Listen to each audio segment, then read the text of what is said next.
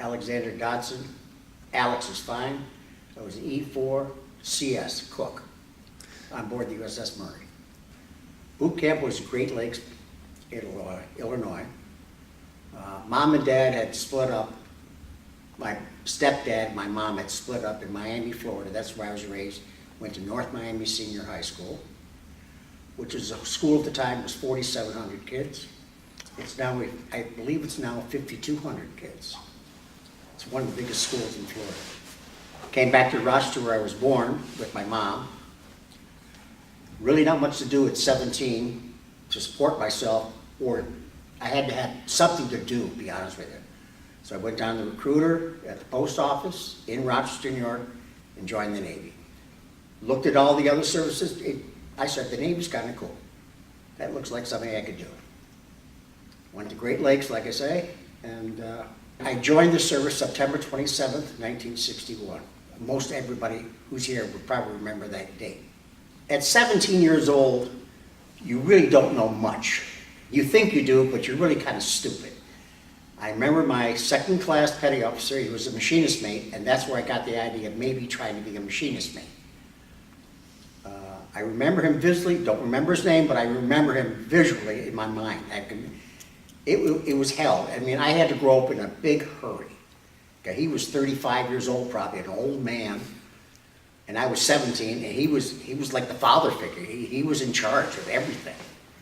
We had they always have one person who's in charge of our unit, who's with us. They made him in charge because he was a Eagle Scout, and they gave him a ranking. I think when he got out of boot camp, they made him an E4. I got an E3 rig. And basically, I thought boot camp wasn't that difficult. I mean, I wasn't an athlete, but it really wasn't that hard. It was winter time when I went there because I got sick, had to go to the hospital for a couple of weeks with pneumonia. So I lost my original unit, came up with another unit. It was 507, I think that was a group. But it wasn't hard. I mean, I was a smoker because that's what people did back in the 60s to become men. Part of being a man, you smoked. And came out, went to Norfolk, Virginia. That's where my first base was Norfolk. I worked, like I say, bachelor officers' quarters, desk watching, just nonsensical jobs. I mean, you're a desk watch, you're a guard. I mean, the officer calls up and you try to stay to work. It was a 24-hour job, 48 hours off. So for 24 hours, you had to stay awake and do a desk watch. And I can remember falling asleep one time, and I looked up, and there was at the time I didn't know what he was, but he was a Commodore.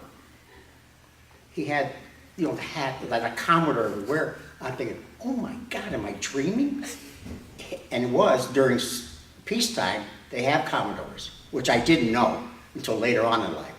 And he was a Commodore visiting the bachelor's officers' quarters. I says, yes, sir. I thought he was a god. But we didn't do anything. It was just watches. We had no jobs per se. I worked at Matt's Air Terminal there, which is military air transport. And I worked the yards, bringing in planes, parking planes, loading planes. So I didn't have really a career yet until I went on the Murray. Then I said, this is what I want to do.